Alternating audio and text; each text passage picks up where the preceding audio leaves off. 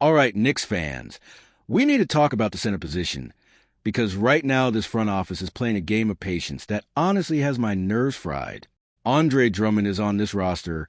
Karl Anthony Towns is on this roster. And that is it. Two bodies for one of the most physically demanding positions in the entire league. And we are supposed to just sit back and trust the process. I don't know about you, but after everything this franchise put us through over the years, trust is not something I hand out for free anymore.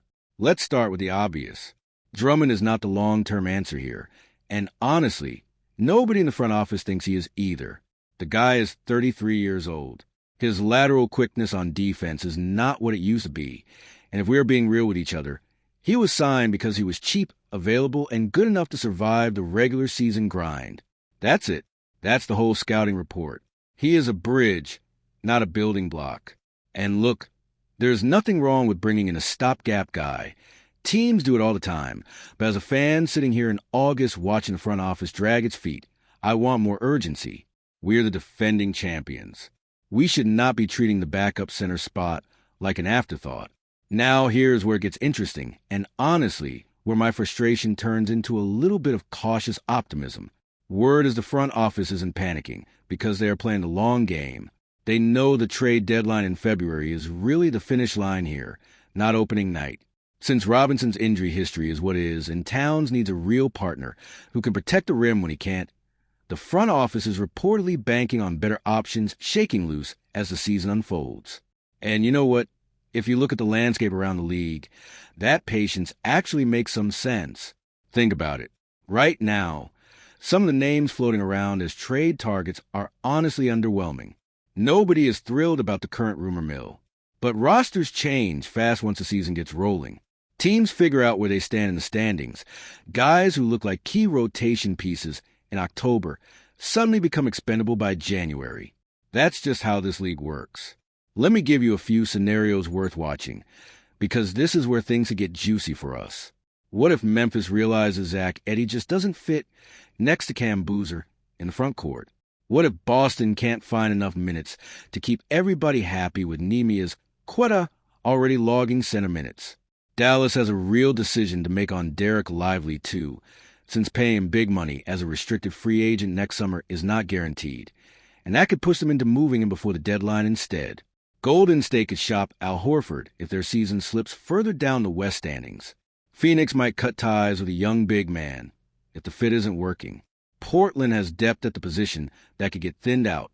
And if Indiana's rotation solidifies around their guy in the middle, someone like Jay Huff could become a trade chip too. And don't sleep on the buyout market either. If names like Brook Lopez or DeAndre Ayton become available after the deadline, this front office has shown they know how to pounce on value when it's sitting right there. That's honestly one of the few things I do trust about this management group. They move fast when the price is right. So here's my honest take as a fan. I am not thrilled watching us roll into the season with just two centers. That is a real risk. And if either Towns or Drummond goes down for any stretch of time, we're going to feel that pain immediately in games we should be winning. But I also understand the logic of not overpaying for a mediocre name in August just to check a box. This front office has earned some benefit of the doubt after last season. And if the plan really is to strike gold close to the deadline, I can live with some short-term discomfort for a better long-term outcome. What I will not accept is complacency. If February 10th rolls around and we are still running out Drummond as our only real backup with no upgrade in sight, that is on the front office, and I will be the first one in the comments calling it out. This team has championship expectations now, and championship teams do not get caught shorthanded at a premium position when the games matter most. All right, that's where my head is at on this whole center situation. I want to know what you all think, though. Are you comfortable with the front office waiting this out? Or do you think we need to be more aggressive right now before someone else scoops up the good options?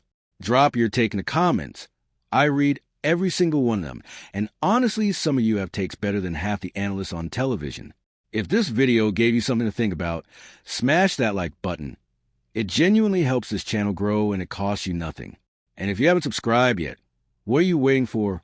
We are covering every single Knicks storyline all season long, and you do not want to miss what's coming next. Drop a comment, hit subscribe, and I will see you in the next one. Let's go Knicks.